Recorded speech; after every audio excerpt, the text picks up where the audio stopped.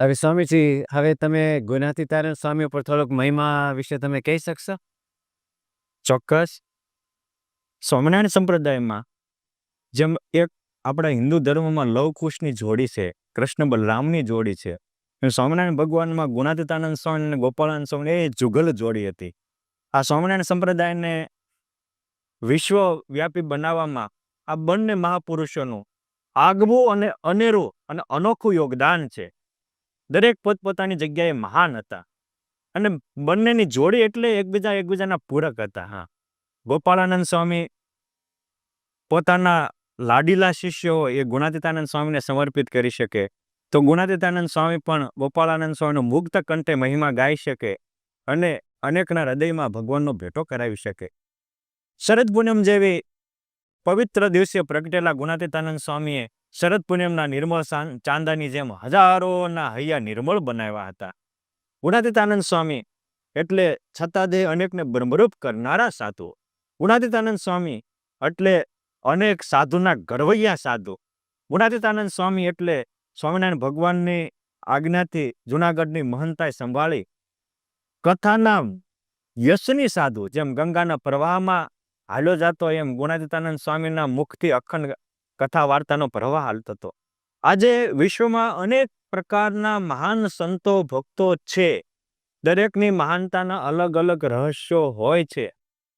કોઈ સારા લેખક હોય એટલે મહાન હોય, કોઈ સારા કલાકાર હોય એટલે મહાન હોય, કોઈ સારા ચિત્રકાર હોય તો એને લઈને આપણે આજે કહેતા હોય કે આ ચિત્ર, કોઈ સારા શિલ્પકલા જેમ બ્રહ્માનંદ સ્વામી મંદિર બનાવ્યા.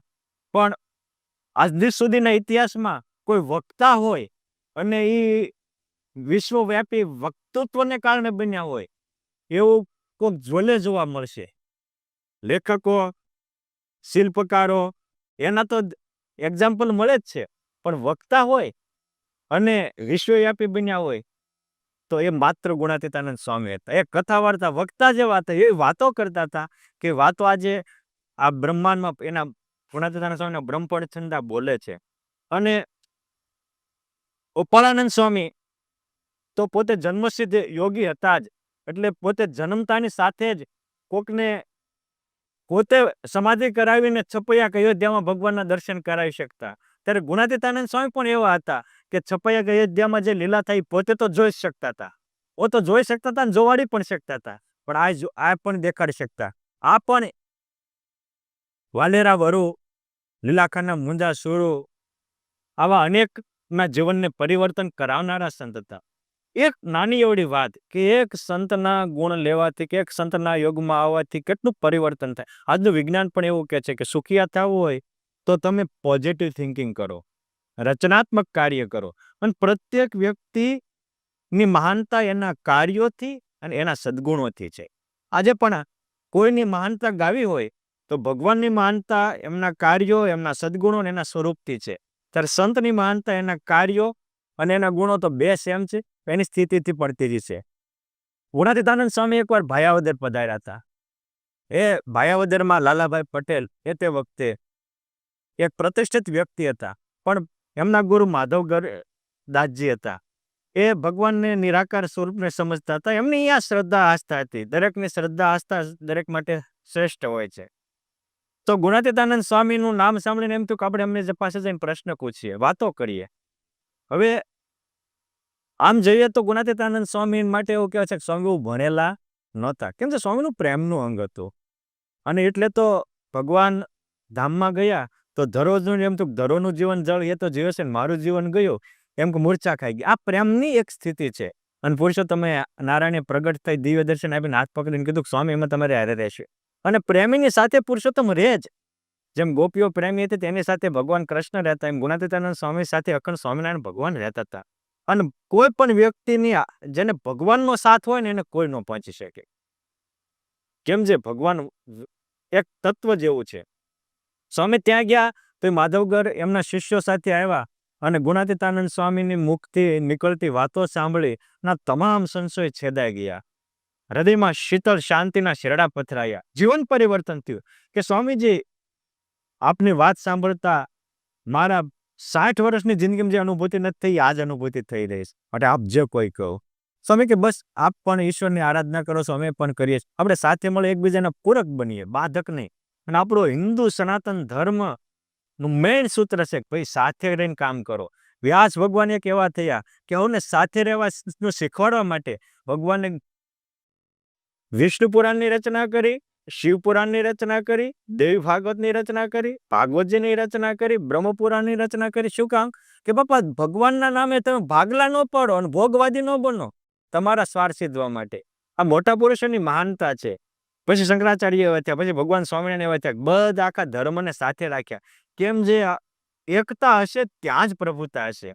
આ બંને પોતપોતાના જ એક શાંકર મતમાં મોભેદાર પ્રતિભા સંપન્ન હતા, એક સ્વામિનારાયણ સંપ્રદાયના હતા, પણ બંને એકબીજાના પૂરક બન્યા. સ્વામી કે હું બહુ રાજી તો કે રામ માગો. તો આ માધવગર કે છે કે સ્વામીજી બીજું તો કાંઈ જોતું નથી, પણ મને એક આપની સ્મૃતિ આપો. કેમ છે? તમારાથી જેમ નારદથી વાલીઓ લૂંટારો પરિવર્તન થયું, મારું જીવન પરિવર્તન. સ્વામી કે શું આપું? તે કંઈક વસ્તુ પદાર્થ આપશે તો ખવાઈ જશે. આ તમારી તુમડી આપો. સ્વામી કે તુમડીને શું કરું? એ કે હું આ મારા રૂમમાં બાંધીશ, એટલે મને કાયમ સમજી છે કે આ એક એવા મને જિંદગીમાં મળ્યા જેને મને હૈયામાં શાંતિનો સાગર પથરાયો હતો. ગુણાતીતાનંદ સ્વામી તુંબડી આપી. જે સંત પાણી પીવાની તુંબડી વાપરતા હોય, તુંબડીનો કોઈને ગુણ આવે, એના દર્શન થાય તો કેટલી મહાનતા આવે છે. કાળનું કામ કરે. એમાં અચાનક એ માધવગરે બીમાર પડ્યા. પેલા જાણે અજાણે કંઈક ભગવાનનો દ્રોહ થયો હોય, ભક્તનો દ્રોહ થયો હોય તો કર્મ કોઈને છોડતું છે નહીં. કર્મ તો ભગવાન વ્યાસજીએ કહ્યું કે 1000 ગાયો હોય એમાં વાછડાને છોડો, એની માને ગોતી લે. એમાં આપણું જ શુભ કર્મ કે આપણું જ અશુભ કર્મ આપણને ગોતી લે છે. એટલે કીધું કે બબુલ કે બીજ બો કે કભી આમ કે ફલ નહીં પા શકતે. જેવો વાવો એવો લણો, દ્યો એવું લ્યો. મદદ આપો, મદદ મળે. પ્રેમ આપો, પ્રેમ મળે. સન્માન આપો, સન્માન મળે. બીજાને સુખ આપો, સુખ મળે. સમજણ આપો, આપણી સમજણ આપણને મળે.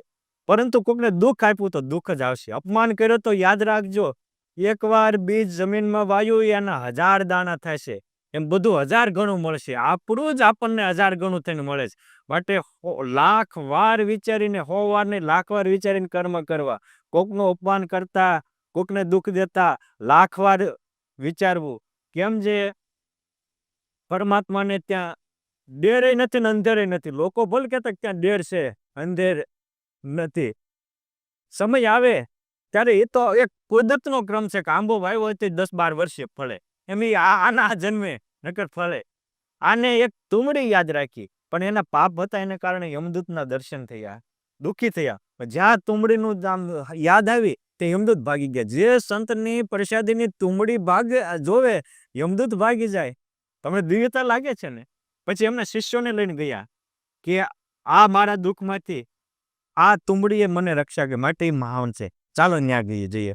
જુનાગઢ ગયા અને કીધું કે હું તો હવે આ સંતના પ્રતાપે સુખી છું, તમારે સુખી થાવ તો અહીં સેવા કરજો. અને પાછા આવ્યા અને ટૂંક સમયમાં જ ભગવાન સ્વામિનારાયણ, ગુણાતીતાનંદ સ્વામી વગેરે હજારો મુક્તોને સાથે લાવી અને ડંકો વગાડીને ધામમાં તેડી ગયા. આ જેનું એક તુંબડીનું સ્મરણ થાય ત્યાં પાપીઓના પાપ ભાગી જાય, યમદૂતો નાસી જાય, જીવન પરિવર્તન થાય. તો એ સ્વયં કેવા હશે? અને એ ગુણાતીતાનંદ સ્વામી એવા હોય તો એ સ્વામી જેની ઉપાસના કરતા હતા, જેની ભક્તિ કરતા હતા, જેની માટે કુરબાની આપી હતી, એ ભગવાન સ્વામિનારાયણ કેવા હોય? માટે જે ભગવાનને સમર્પિત થાય એમાં ભગવાન જેવા એ ગુણ આવે. એના મૂર્તિમાન નમૂના છે. જેમ કે ભગવાન રામને હનુમાનજી સમર્પિત થયા તો હનુમાનજી ભગવાન રામ જેવા પૂજાણા. અર્જુન શ્રી કૃષ્ણ ભગવાનને સમર્પિત થયા તો નારાયણ જોડે નર તરીકે આજે નરનારાયણ ભગવાનની જય બોલાય છે. એ જ રીતે ગોપાલાનંદ સ્વામી, ગુણાતીતાનંદ સ્વામી ભગવાન સ્વામિનારાયણને સમર્પિત થયા તો એ ભગવાન જેવા સાધુ ગણાણા. અને એના દ્વારા હજારોના જીવનના કામ સહજમાં ટૂંકા થઈ ગયા. બહુ લાંબો રસ્તો શોર્ટ થઈ ગયો અને આ લોકમાં તો સુખી થયા જ, અંતે ડંકો વગાડીને ધામમાં પણ ગયા. માટે આવો આ મુક્તોનો સર્જનની આ સંપ્રદાય ફેક્ટરી છે. આ સંપ્રદાય કલ્યાણનો સંપ્રદાય છે. આ સંપ્રદાય સૌને સુખી કરવાનો સંપ્રદાય છે. આ સ્વામિનારાયણ સંપ્રદાય એ દિવ્ય જીવન જીવવાનો રાહ બતાવનારો સંપ્રદાય છે.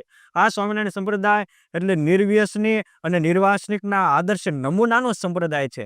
આપણે પણ આવા સંપ્રદાયમાંથી આવા સદગુણો શીખી આપણા જીવનને ધન્ય ધન્ય બનાવીએ એવી પરમ કૃપાળુ પરમાત્માના ચરણોમાં પ્રાર્થના. અસ્તુ. જય સ્વામિનારાયણ.